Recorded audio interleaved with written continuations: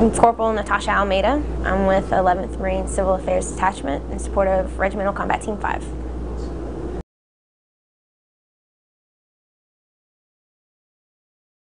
I joined the Marine Corps because I wanted to be a Marine since I was a little girl. My grandmother was a Marine. So when I was little and all my friends wanted to play dress up as princesses and ballerinas, I wanted to play dress up in my grandma's uniforms. And then when I was in high school, I joined NJROTC. And my main instructor was a retired gunnery sergeant. And he took us on field trips to Camp Lejeune, Paris Island. I was running obstacle courses and I was wearing a gas mask at 15. So I couldn't imagine doing anything else after high school.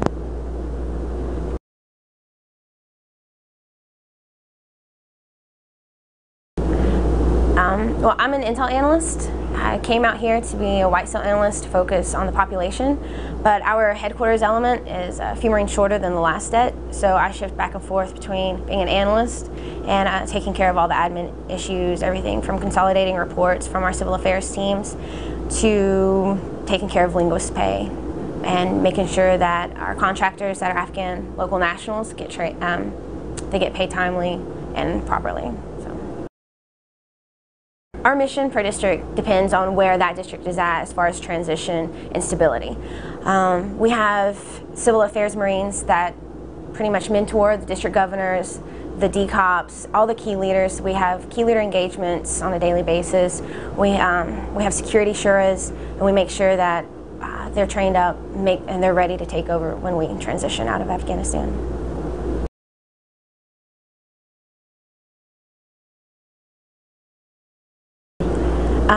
I've had a really great experience in the Marine Corps. I spent my first 2 years in Okinawa. I did 2 floats with the 31st MEU, so I've got to see a little bit of everything: Philippines, Thailand, Korea, Singapore. In 2009, I did humanitarian assistance and disaster relief in the Philippines, and I loved being able to help out, getting to experience other cultures, but also being able to be part of, humanitarian assistance and aid in this country.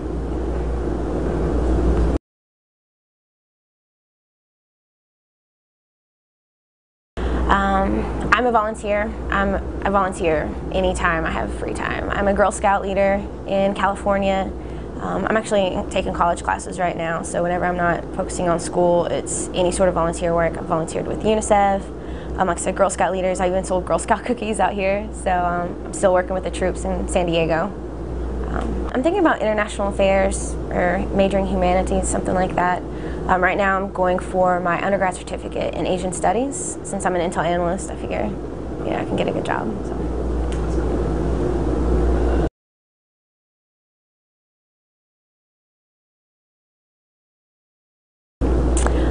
I probably miss my little brothers more than anything. I talk to them a couple times a week. And they're in love with the Marine Corps, so they think that their big sister being in Afghanistan is the coolest thing in the world. Their schools all know that their entire family's military, so I get a lot of care packages, and all the Marines out on the teams get care packages. So I miss my little brothers. They're like my little fan team, fan club.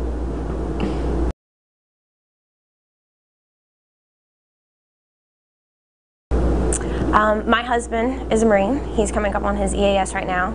My stepfather he was retired Navy enlisted, and then went Navy officer and retired as lieutenant commander. My father-in-law just retired at the end of last year as a Navy captain. I have 2 brother-in-laws that are in the Marine Corps. One just left Camp Leatherneck, year-long deployment there. He got home last week. My other brother-in-law just left Okinawa last month. He's a sergeant, and they're both NBC. My stepsister is also a Marine. She just left Okinawa. Pretty much my entire family has joined. All of my grandparents were Marines. And my youngest brother, my stepbrother's in high school, and he's looking to join to Navy. So.